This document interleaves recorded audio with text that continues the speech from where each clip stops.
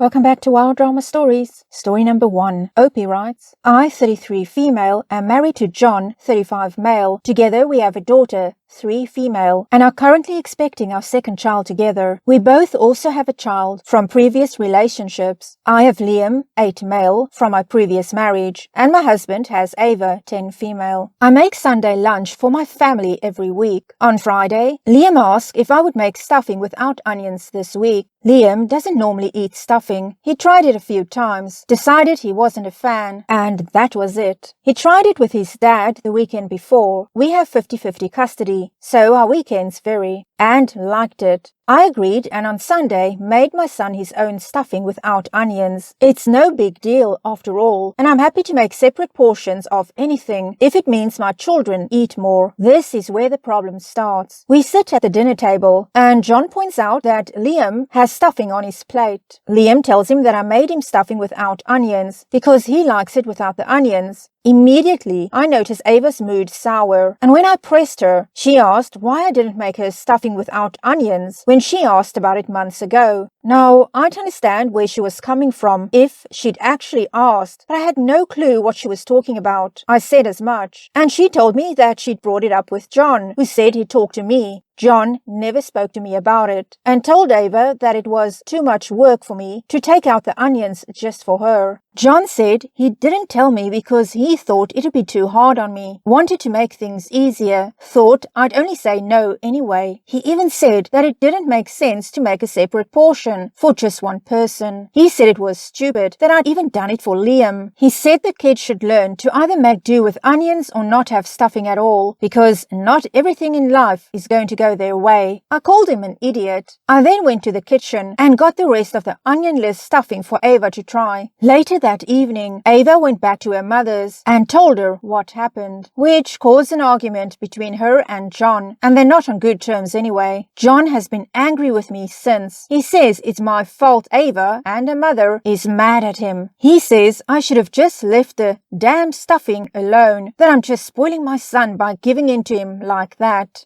There's been some name-calling, but I'd rather not repeat what he said. Liam must have told Mike what happened too, because he's told me that he thinks John is overreacting. John's mother and older sister think I'm an a-hole, but his brother has told me to just ignore him. My parents are also on my side, because they used to make separate portions for me when I was a child, if I didn't like a specific ingredient. My sister told me to post on here to see if the majority think I'm in the wrong or not. So I dread to ask, am I the a-hole for making a separate portion of stuffing to suit my son's taste?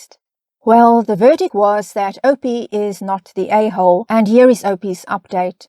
Hi everyone. Before I begin, I just wanted to thank everyone for the overwhelming number of comments and messages I received as a response to my original post. Because of the support and advice that a lot of you gave me, I wanted to come back and give you all an update on how things have progressed since then. On Friday night, aka a few hours after I posted, I sat down with my husband after he put our 3-year-old to bed to talk about what had transpired and why he reacted the way that he did. We spent 15 minutes just reading through the comments and messages you guys left, and John was ashamed. He was also very hurt that his reaction, the name-calling, was, in the eyes of the majority, bordering on abuse. He was disgusted with himself. Now, onto the onion debacle. I'm not going to quote everything he said word for word, but it boils down to this. John's dad was very strict when it came to meals. You ate what you were given, and that was that. If John or his siblings ever expressed their dislike for something on their plate, even if it was just one thing, then the meal would be thrown out and they'd go to bed hungry. His dad drilled into him the same not everything goes your way mentality that John expressed last week. No one ever told John any different growing up. His mom followed the same rules, even after his parents divorced. His dad remarried, and John's stepmom was just as bad. If John wanted something, it was an automatic no from her. John didn't tell me about Ava's request because he didn't want me to shut her down as coldly as he was. I guess it was 2 traumas with 1 stone.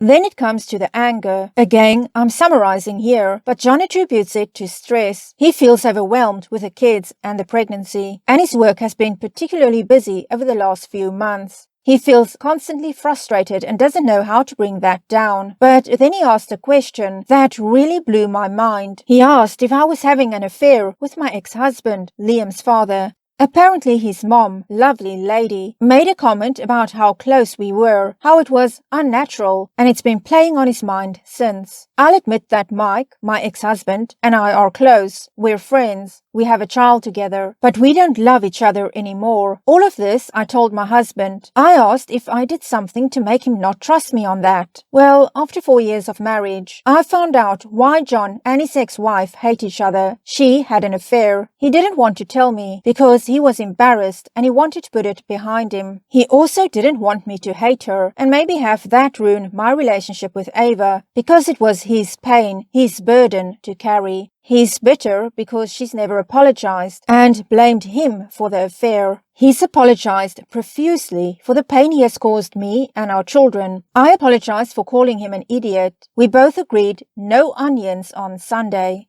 Despite this exhausting and enlightening conversation with John, I still sat down and spoke with Liam the next day when I went to pick him up from Mike's. Liam said John has never said anything weird to him, nor has he gotten angry or yelled at him. He's never raised a hand. Mike said that Liam has never mentioned anything to him about John. He also said that Liam still brings up the time that John took him and Ava to the zoo when I was pregnant with our youngest. I also decided to go ahead and talk with John's ex-wife, Izzy. I asked her if John was ever hot-headed when they were together, and she said that he'd get angrier with stress. I then asked about the affair because while I wanted to believe my husband unconditionally, I needed to hear it from her side. She admitted it. She said that she connected with a guy from her job. She said she doesn't feel guilty about it because it felt like John was waiting for an excuse to leave, because that's exactly what he did. They argued and he left, and that was it. Neither of them fought for their marriage, and Izzy's bitterness is mostly due to the fact that when they were in the process of divorcing, John ordered a DNA test on Ava because the affair made him question if he was really Ava's father. There were no onions on Sunday. John had agreed not only to couples counseling, but to solo counseling as well. We're also considering family therapy, but before we commit to it, I want to get Mike and Izzy's opinions, since they're the other parent of our respective children. John has also apologized to both Ava and Liam separately for the incident. He made the stuffing this weekend with Ava, no onions. It was nice. John even apologized to my parents for being a no-show last week. It's been very stressful, but I love my husband. I believe that he can grow from this. I know him to be kind and funny and just a good man overall. I hope from the bottom of my heart that things will be looking up by the time we welcome our son into this world. Thank you to everyone who has left comments and messages again. I genuinely believe that your advice may help save our marriage, or at the very least, given me the strength I needed to save it myself.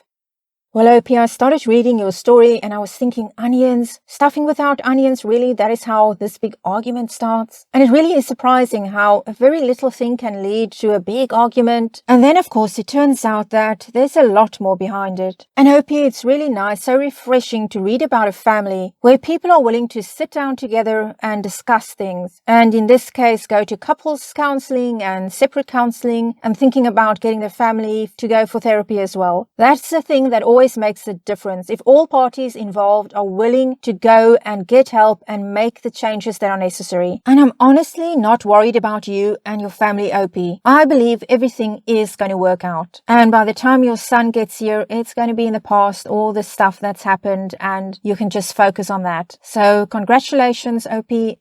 And on we go to story number 2. Opie writes, husband, 35 male, demanded I, 29 female, stop cooking for friends. My husband and I have been married for 3 months. He comes from a much more traditional background than I do. When we were dating, he swept me off my feet. We went out for dinners, lovely vacations, and he bought me numerous care packages. He works as an executive and makes good money. Last year, I started a baked goods side hustle. It brings me so much joy. I ended up becoming really busy, made more friends, and now I'm way more social. My husband has become I'm angry that I cook and spend evenings with my girlfriends. It's maybe 1 to 2 nights a week, and I don't really see people much outside of that. He said I'm not a good wife and he feels used. When I said I was going to buy a car with my own money, he became even angrier. He refused to pay for groceries and said I need to contribute more money. So now with working, cooking lunch and dinner, it's become exhausting. How can I reason with my husband? I feel like I've grown a lot and he's not happy. Here's some additional information from Opie. He keeps telling me that he's been unhappy, which is strange because I've been really happy and bubbly. He says I'm not pulling my weight because I don't cook as much. He stopped buying food for us, so it's been more work to keep up. I'm realizing it's worse than I thought. He's been acting strangely, like booking vacations without telling me, threatening to have an open marriage, all because I haven't been cooking in the last month and, quote, not putting any effort, unquote, into our marriage. I guess I didn't want to say it, but he has started yelling over things as well. We dated for 1.5 years, and a lot of this stuff is out of character. I will be getting an IUD this week because husband has made some concerning comments. He keeps asking about my period and I'm nervous. About the joint account, I pay him money monthly and keep everything separate, but he wants me to spend more money, knowing that I've booked big jobs. It's been so upsetting. I've started getting great contracts and suddenly he wants to move away where the industry isn't as good. I'm so puzzled because I'm happier and I didn't think it would cause so many problems. 2 months later, we have this update from Opie. Wow, I wasn't expecting such an outpouring of support and comments from all of you. I read all of your comments and kept coming back to the page. I wanted to update earlier, but I needed to give myself time. Things have been really messy and hectic, and I had a hard time thinking anything through. I really tried to reason with my husband. I just couldn't get through to him. Any conversation would turn to him saying, quote, you say you love me, but your actions don't match, unquote, or the silent treatment, or him suddenly saying I'm not bringing in enough money, etc., etc. I spent so much time crying, cold in a ball, shaking from anxiety, that eventually I just became numb. I finally decided to take a break and moved in with a friend of mine. It's been a month. It's hard and it sucks. My husband says that now he can, quote, safely date other people, unquote, and that these other women are less demanding and treat him better. He keeps reminding me that I've put on a little weight and that he wants someone who is healthier. So for me, I've been focusing on work and spending time with my friends. I don't know what will happen with my husband or if he will ever come around. I know it's not exactly a perfect update, but this is where I am. Unfortunately, I don't have my baking supplies, but I'm hoping in the future I'll be more settled. Thanks again, Reddit. We have more additional information from Opie. Let me reiterate that I work 2 part-time jobs. Before we were married, I had always worked. We wanted to live together because we wanted a family. No, he does not pay for my business. His true colors are here. He isn't who he used to be. We went from such a happy dating life. He was so generous and always treated me for meals and vacations. And he was emotionally available and always willing to listen. I didn't see the red flags because I thought it was because of his culture. He said, quote, oh, your financial background is very, very bad. My family won't accept you, unquote. I believed him because I don't have a formal education. I blamed myself for being so anxious and needy, but when I healed my anxious attachment style, I became a healthier and happier version of myself. Then the wheels really fell off. I do work during the day, so I'm not always free, and most of my friends also work 9 to 5. He brings most of the money for the home and other things, but I still contribute as well. The issue is that he wants me home when it suits him. He has plenty of nights out with his friends or co-workers, where I am not invited. Honestly, I can't even argue, because his needs change constantly, where he would berate me over working too little or working too much. Well, Opie, the reason you feel that you can't even argue because he tells you you work too little and then you work too much, it's because nothing you do will ever be good enough. You asked for advice, and the advice you got was over and over, Opie, that you need to get out of this marriage. It was only 3 months when you posted, and it's 5 months now that you've been married, 1 month separated. And I really echo that because there are so many red flags. You're happy. You said that you found something that brings you a lot of joy, and that is baking as a side hustle. But your husband is upset that you're so happy about it. A relationship, people support each other when they find a passion in life. You're happy for your partner, but your husband isn't happy for you. He's not supporting you. Not only that, but he's punishing you. He's threatening to have an open marriage, which you're not even on board with. So that's just flat out cheating. And he's telling you that with you not there, it makes it easier for him to date other women. So the moment things don't go his way, he gives you the silent treatment. He threatens to cheat on you. He literally does things to make it harder for you to pursue your passion, to pursue baking. When your partner starts pursuing something new in life that they have a passion for, then yes, of course, there's going to be that time in the beginning, especially when they're not going to be quite as available as they were before. But if they're happy about it and you can see all this joy and this excitement they have for this thing that they're doing, then the loving thing is to support that and to be excited for them. But OP, your husband is doing everything he can think of to make you unhappy. And that's why I also say you can't please him, because no matter what you do, no matter what you say, even though he might have said this is what he wants you to do, he's going to turn it around and then say, no,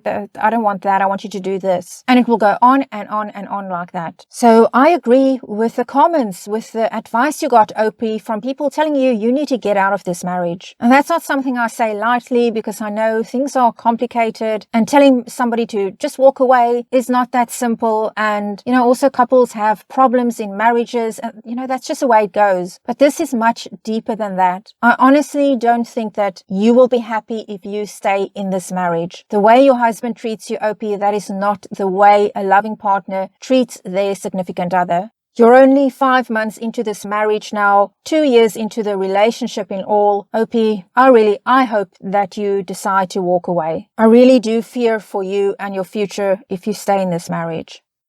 Story number 3. OP writes, I, 20 female, share an apartment with Casey, 24 male, Nellie, 19 female, and Hannah, 21 female, along with Hannah's 8-month-old daughter. The issue at hand concerns our neighbors. John, 30 male, and his wife, Jane, 25 female, have a set of twins that are a year old. So sometimes Hannah and they will have a play date with the younger ones. But recently, they've been using the play dates as a way to dump their kids on Hannah and the rest of us. Sometimes for hours without answering the phone. Now, I love kids and would be more than happy to babysit them, but we are all either working, in college, or both. So more often, we've either been late to class or work because we can't contact John or Jane. Yesterday, the 4 of us were preparing to go out for lunch and get some shopping done. As we were leaving, John stopped us and said he needed Hannah to watch his kids while he went out to see a movie. I told him we aren't babysitters, and if they leave the kids with us again without answering, we'd call social services, to which he called us a bunch of spineless leeches. The other parents in the complex said that we were harsh to new parents and to have more compassion.